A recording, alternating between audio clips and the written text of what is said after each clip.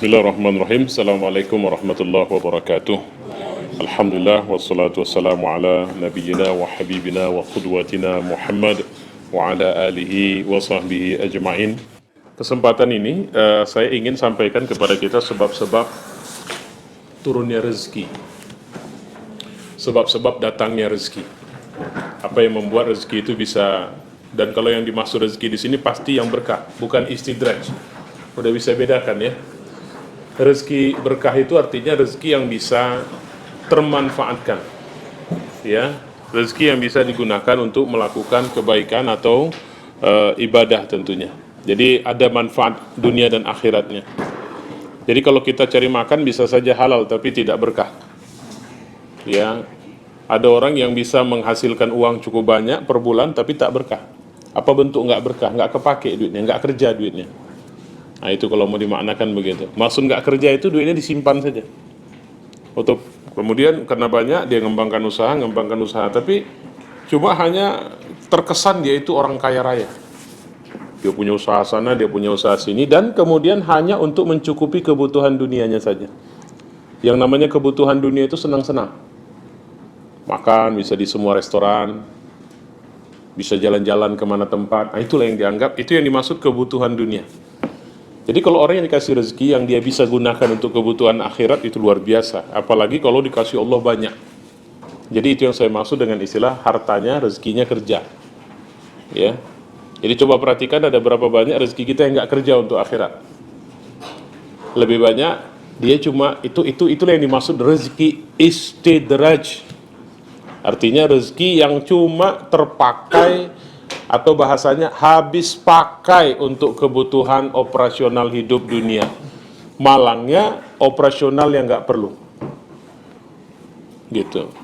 Ya. Nah jadi yang sedang mau kita bahas ini rezeki yang bermanfaat, rezeki yang berkah. Berkah itu apa? Manfaat. Manfaat itu apa? Bisa memberikan dampak positif untuk kebutuhan akhirat kita. Jadi berkah itu dua dia, khair dan hasan. Khair itu artinya baik, semua orang tahu itu bagus, wah dia hebat. Hasan itu artinya memang nggak kaya-kaya amat, tapi bahagia. Ya, ternyata kebahagiaan oleh Buddha Gautama misalnya nggak bisa didapatnya dari istana, malah dicopotnya semua sumber bahagia itu baru dia menemukan titik kebahagiaan. Makanya kebahagiaan ini unik. Kalau berkah itu muatannya. Ya, jadi kayak kue ini. Nah, keberkahannya di mana? Keberkahannya dari tak banyak tapi bisa dimakan banyak orang. Itu satu. Jadi sikit tapi dia hidup, tumbuh, berkembang. Nah itu maknanya. Nah sekarang kita bicara tentang sebab-sebab rezeki yang turun dari Allah. Pertama, kalau kita ingin mengharapkan rezeki, dan rezeki ini bisa abstrak ya. Saya sudah bilang tadi kan, bisa jadi penghasilan, bisa jadi jabatan, bisa jadi harta, bisa jadi popularitas. Uniknya kalau mau populerkan diri di hadapan Allah dulu. Ngerti caranya? Ada satu hadis itu. Kalau aku sudah cinta sama seorang hamba, ya, jika seorang hamba mendekat kepadaku dengan nawafil, maka aku akan lebih mendekat kepadanya. Sampai ketika aku sudah mencintai seorang hamba, kata Allah, maka aku akan menjadikan matanya adalah mataku, telinganya adalah telingaku, mulutnya adalah mulutku, tangannya adalah tanganku. Pernah dengar hadis yang seperti semacam itu kan? Coba bayangkan, kira-kira apa yang dimaksud menjadikan matanya dengan mataku? Itu artinya, kalau Allah tak suka melihat yang tak baik. Maka ciri orang yang Allah sudah cinta sama dia tidak mau melihat yang tidak baik. Dia tidak mau bicara yang tidak benar. Dia tidak mau mendengar yang tidak guna. Itu tanda Allah sudah cinta sama orang itu. Dan orang yang kayak gini, itu nggak usah pakai iklan, infotainment apa semua. Itu bisa terkenal. Apa tanda, apa syarat, apa sebab supaya kita bisa mendapat rezeki dari Allah? Pertama, takwa.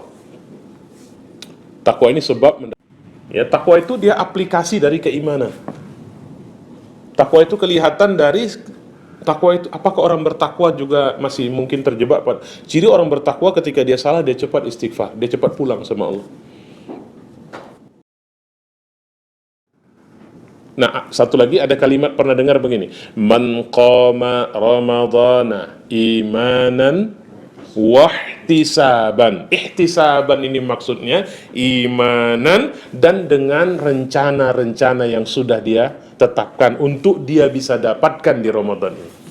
Makanya Ramadan itu harus dimulai dengan our plan. Jadi my plan in Ramadan. Saya mau buat ini, saya mau begini, saya mau begini. Itu yang dimaksud dengan ihtisaban. Ya. Nah, jadi makanya wa yarzuqhu min ghairi la yahtasib. Dia akan dapat rezeki dari jalan yang tidak diduga.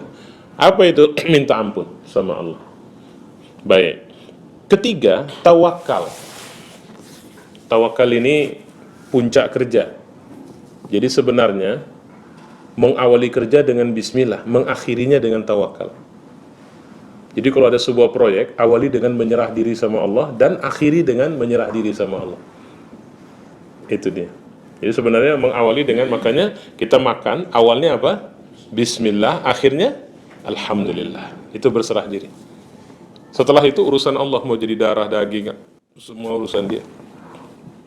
Saya pikir ini Allahu Akbar. Semoga Allah menjadikan kita hamba yang terus belajar dan melakukan, menghidupkan cinta kita kepada Allah Subhanahu wa taala. Wassalamualaikum warahmatullahi